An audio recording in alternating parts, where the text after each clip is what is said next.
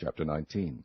And Ahab told Jezebel all that Elijah had done, and withal how he had slain all the prophets with the sword.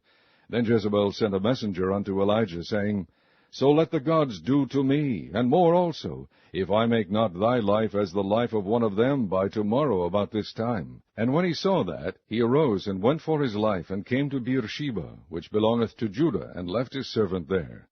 But he himself went a day's journey into the wilderness, and came and sat down under a juniper tree. And he requested for himself that he might die, and said, It is enough now, O Lord, take away my life, for I am not better than my fathers.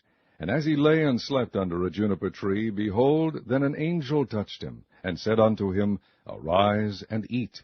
And he looked, and behold, there was a cake baken on the coals, and a cruse of water at his head. And he did eat and drink, and laid him down again. And the angel of the Lord came again the second time, and touched him, and said, Arise and eat, because the journey is too great for thee.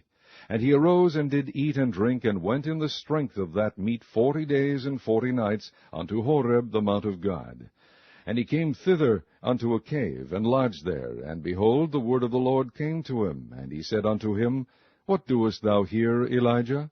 And he said, I have been very jealous for the Lord God of hosts, for the children of Israel have forsaken thy covenant, thrown down thine altars, and slain thy prophets with the sword. And I, even I only, am left, and they seek my life to take it away. And he said, Go forth and stand upon the mount before the Lord.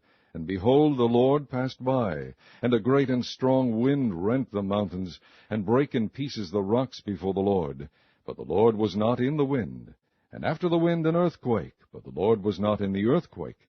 And after the earthquake a fire, but the Lord was not in the fire. And after the fire a still small voice. And it was so, when Elijah heard it, that he wrapped his face in his mantle, and went out, and stood in the entering in of the cave. And behold, there came a voice unto him, and said, What doest thou here, Elijah?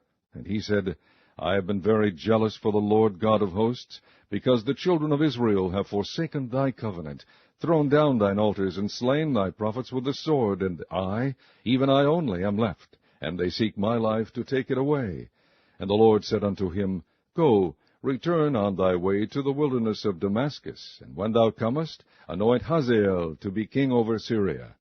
And Jehu the son of Nimshi shalt thou anoint to be king over Israel. And Elisha the son of Shaphat of Abel-Meholah shalt thou anoint to be prophet in thy room.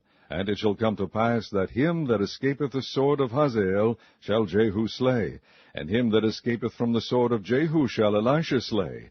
Yet I have left me 7,000 in Israel, all the knees which have not bowed unto Baal, and every mouth which hath not kissed him. So he departed thence, and found Elisha the son of Shaphat, who was plowing with 12 yoke of oxen before him, and he with the 12th. And Elijah passed by him, and cast his mantle upon him. And he left the oxen, and ran after Elijah, and said, Let me, I pray thee, kiss my father and my mother, and then I will follow thee. And he said unto him, Go back again, for what have I done to thee? And he returned back from him, and took a yoke of oxen, and slew them, and boiled their flesh with the instruments of the oxen, and gave unto the people, and they did eat. Then he arose, and went after Elijah, and ministered unto him.